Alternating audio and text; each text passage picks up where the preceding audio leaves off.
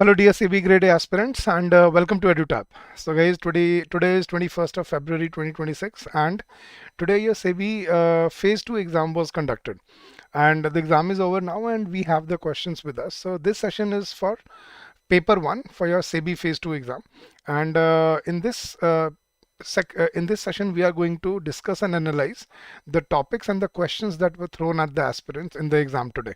So this session is for descriptive English and we are going to be discussing the exam questions and analysis for SEBI Grade A Phase 2 exam. So don't forget to like the session guys and don't forget to subscribe to the channel if you're here for the first time. So guys, descriptive English basically was the game changer in today's exam, you can say.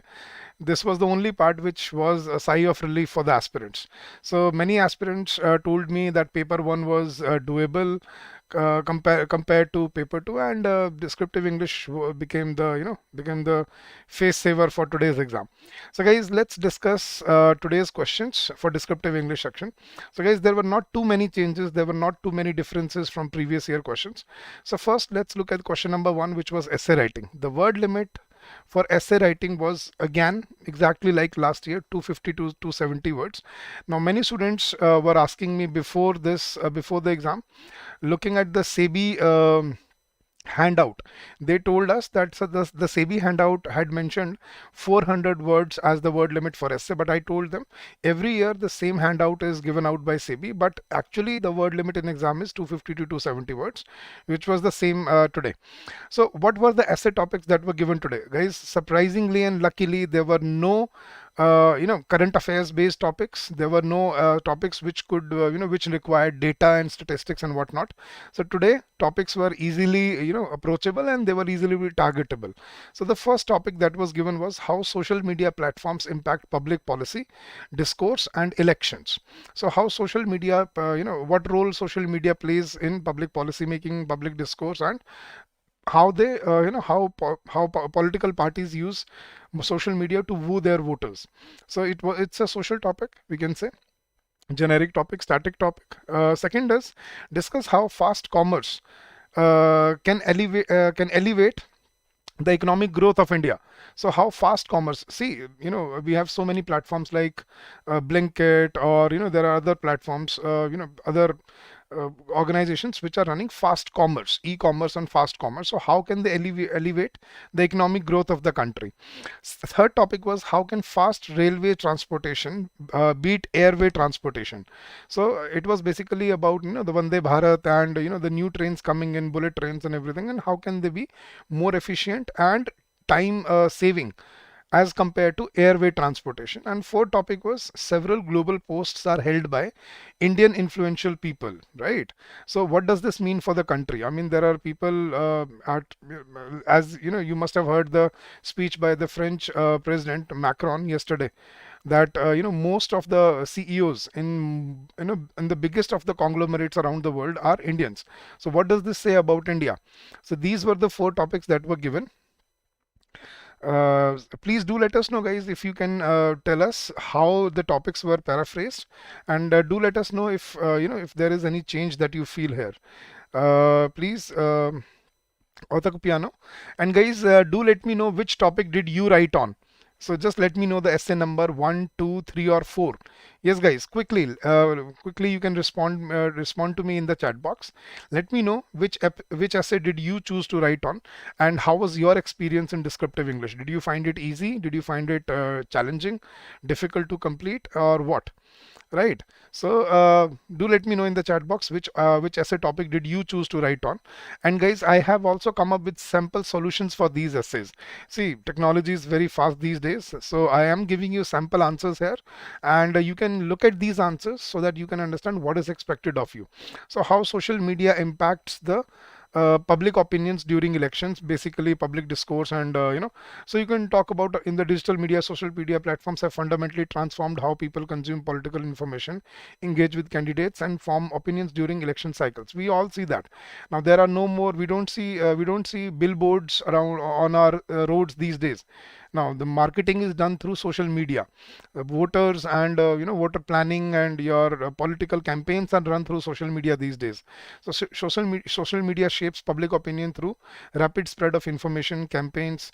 The same speed and reach creates fertile ground for misinformation as well, false claims, propaganda making. Then algorithmic echo chambers further compound the problem, right? And then targeted political advertising adds another layer of influence. Campaigns use sophisticated data analytics to micro target specific demographics, and ultimately social media has democratized political participation while simultaneously introducing serious risks to the integrity of public discourse.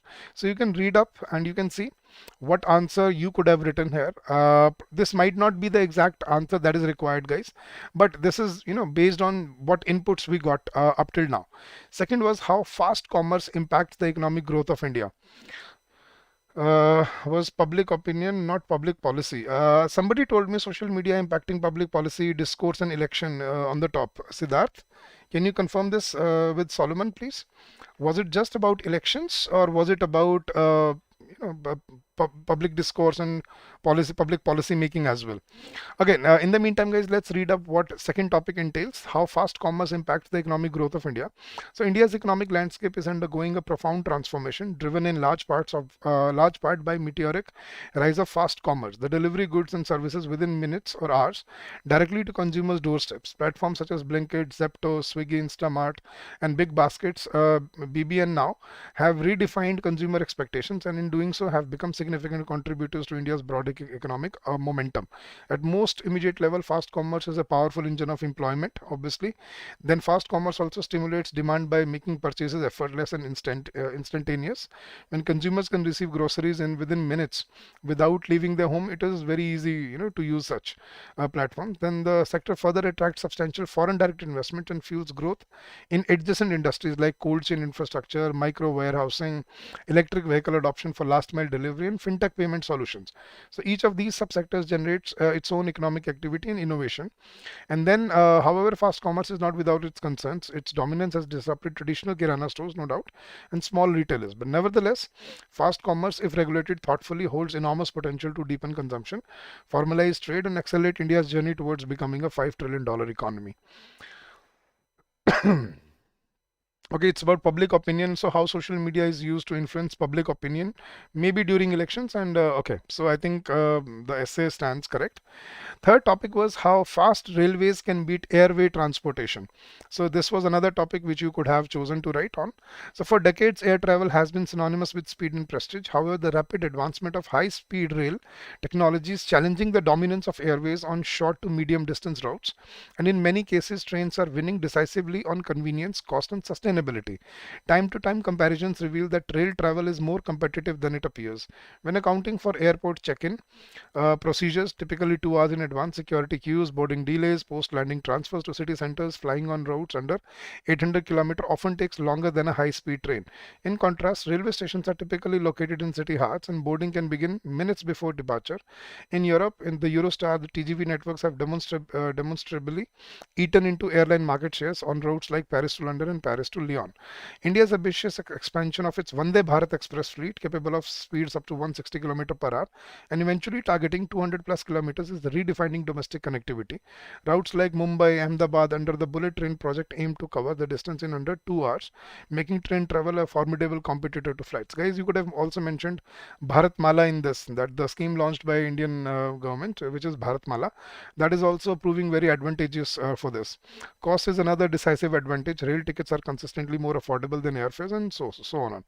Environmental considerations add further weight to rail's case. Trains emit far fewer carbon emissions per passenger kilometer compared to aircraft. So with continued investment in high-speed infrastructure, seamless digital ticketing, and modern amenities on board, fast railways are not just an alternative to air travel, they are becoming the preferred choice for millions of travelers who value time, affordability, and sustainability. On political agendas, politics, and shaping opinions. All right. Thank you, Vidya. Thank you, Vidya Lakshmi, for the confirmation. Guys, don't forget to like the session, please, guys. That is the least you can do for all the inputs, for all the efforts that we put in for you. All right, guys. So, fourth topic was Indians in global leadership, what it means for the country. This was another topic which was recently, very recently in news, like day before yesterday, when President Macron said the same thing, that most of the companies, as they see CEOs have Indians or people from Indian origin. So what does it say about us? So in recent years, the world has witnessed a remarkable rise of Indian origin professionals ascending to some of the most powerful positions in global institutions and corporations. From Sundar Pichai at Google and Satya Nadella at Microsoft to Ajay Banga heading the World Bank and Leena Nair leading Chanel, Indian talent is steering global giants. This phenomenon carries profound implications for India as a nation. As its most visible level, Indian leadership in global posts elevates the country's soft power and international prestige. These individuals become cultural ambassadors, projecting India's intellectual capital, work ethic, and values on the world stage. Their success changes global perceptions of India from a developing nation to a reservoir of world class leadership and innovation. For India's youth, these role models are transformational. When a child in a tier 2 Indian town sees an Indian origin CEO leading a Fortune 500 company or a global institution, it expands the horizon of what is possible. It challenges caste, class, and geographic limitations, fueling aspirations and motivating millions to pursue excellence in education and career. Economically, Indians in global posts can indirectly benefit India through enhanced business partnerships, diplomatic goodwill, and investment flows. Their networks and influence often open doors for Indian companies and startups to access global capital markets and partnerships more easily.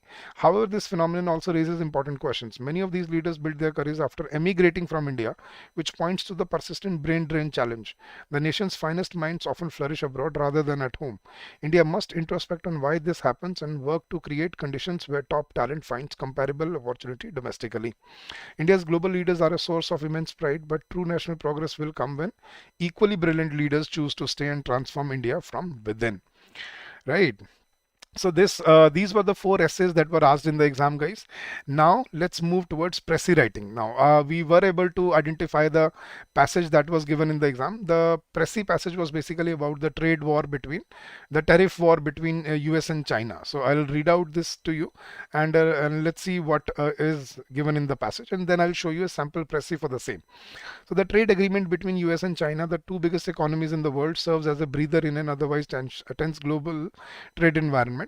The US has agreed to temporarily lower for 90 days its overall tariffs on Chinese goods from 145% to 30%, while China will cut its tariffs on American imports from 125 to 10%. Markets across the world cheered this announcement, jumping between 2 to 3.8% following the news. The thaw comes on the back of tensions and tariffs being ratcheted up by both sides, starting with Donald Trump on February 1 announcement of varying tariffs on imports from China, Mexico, and Canada. Notably, he excluded China from the 90-day pause on reciprocal tariffs announced in early April. One way to look at this development is it shows that Mr. Trump is backing down from his tariff war footing, acknowledging the importance of China to the US economy. Indeed, the joint statement by both countries begins by mentioning the importance of their bilateral economic and trade relationships. However, another view is that this heavy-handed approach has succeeded in convincing China to overcome the negotiating table. Tariffs of 145% were unsustainable but served their purpose. The fact also that Mr. Trump's main grievance of ballooning trade deficit with China remains unaddressed. The two sides have agreed to continue talks, which will be key in determining whether this seems intractable problem can be worked around and result in tensions again. For India, this brings both uncertainties and certainties. It further talks between US and China are successful. Investors who have moved to other countries will likely start viewing China favorably again. The advantages of manufacturing there, say scale and costs, are still significant. The China plus one model, which India in any case has not been able to leverage adequately, might start to lose its sheen. The other uncertainties around India's own trade talks with the US. It has now informed the World Trade Organization of potential reciprocal measures to the US increased duties on steel and aluminium imports. Even though talks on US-India trade deal are ongoing, this latest statement shows that tensions remain high. The certainties are twofold. The first is that India's trade deficit with China remains vast and rising, and the US-China agreement will not reduce this. Make in India is currently inextricably linked to import from China. The second certainty carries over from the first. The center must lean heavily on states to adopt labor and hand reforms that can allow scalable manufacturing to become cost effective here. Without this, India will remain dependent on Chinese imports, regardless of its detailings with the rest of the world. Now, what could be a Pressy for this, guys? A fragile truce and its uncertain gains. The US-China have agreed to temporary 90-day tariff reduction. The US cutting duties on Chinese goods from 145 to 30%, and China lowering tariffs on American imports from 125 to 10%, providing a brief respite in a volatile global trade climate. Global markets responded positively, though the deal leaves America's core concern, its widening trade deficit with China, unresolved. The truce reflects either a strategic US retreat or a vindication of its aggressive tariff posture, depending on interpretation. Further negotiations will determine whether lasting stability is achievable. For India, the development introduces both risks and obligations. A US-China rapprochement may diminish the appeal for China plus one manufacturing strategy that India has yet to fully exploit. Simultaneously, India's own trade tensions with the US over steel and aluminum tariffs persist. Most critically, India's deep dependence on Chinese imports demands urgent domestic reforms, particularly in labor and land policy, to make scalable, cost-effective manufacturing a genuine reality. So this could be a sample answer for your Prezi. And now guys, this was the passage that was given for your reading comprehension. Now this may not be the exact passage. This is a memory based passage, but this was basically based on how data centers are consuming water as a resource and how does it impact the resource consumption. So this was the overall overview of the passage. You can read the passage, guys, and then I'll show you the questions based on the passage. So there were 5 questions based on the passage, and the reading comprehension was worth 40 marks. So first question was, why do data centers require such large quantities of water, and what role does evaporative cooling play in their operations? And then, how has the rise of artificial intelligence intensified the water consumption crisis associated with data centers? In what ways does the geographical placement of data centers worsen the water stress in vulnerable regions? Explain the dual water dependency of data centers in relation to energy consumption, and then what measures are being taken by governments and technology companies to reduce the water footprint of data centers, and are they sufficient? So these are the answers to these questions. I've provided you sample answers as well, so you can read up and see what kind of answers are expected of you, and what and how you should write your answers. How do you frame your answers for reading comprehension passage? So guys, these were the questions asked in descriptive English paper for SEBI Grade A Phase 2 exam for your descriptive English part today. I hope this will properly give you the analysis that you needed for your answer, and overall the paper was easy to moderate. I think most of the aspirants were able to complete it in time. So guys, I hope all of you who are watching this session will understand the importance of descriptive English in competitive exams and especially regulatory body exams now. And now you'll start preparing for descriptive English at an early age. So guys, if you prepare for any other exam in the near future, remember descriptive English is going to be the game changer for every regulatory body exam thereon. So guys, thank you so much for your time and for your patience. We hope we were able to help you out in this journey. If you still have any doubts, any queries, you can call us on this number during the office hours, which is 8146207241, or you can also drop us an email at hello@edutab.co.in. And guys, if you want the PDF of this session, you will find it on our Telegram channel. The link for our online Telegram channel is given in the description of this video. So come join us, streamline your preparation, and make your journey constructive and fruitful for yourself. Do let me know, guys, if you have any doubts, if you have any queries regarding any of the questions, and your inputs are always welcome.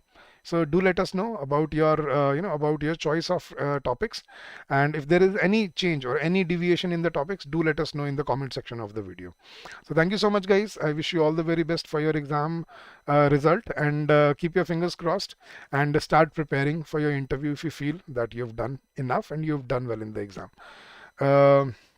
I know they're just memory based questions. I told you this is a memory based passage, Om Prakash. So this reading comprehension passage was a memory based passage. This was not the exact passage. We just got the overview of the passage, and I think the questions could be different. So we will we will come up with more such questions in the later stage of the exam. So thank you so much once again. Happy learning to all of you. Take care. All the very best. Get some rest, and from probably Monday, get back on the horse and start preparing for your next stage of the exam. So all the very best, guys. God bless you and keep up the good work. Bye bye. Take care. Have a good day.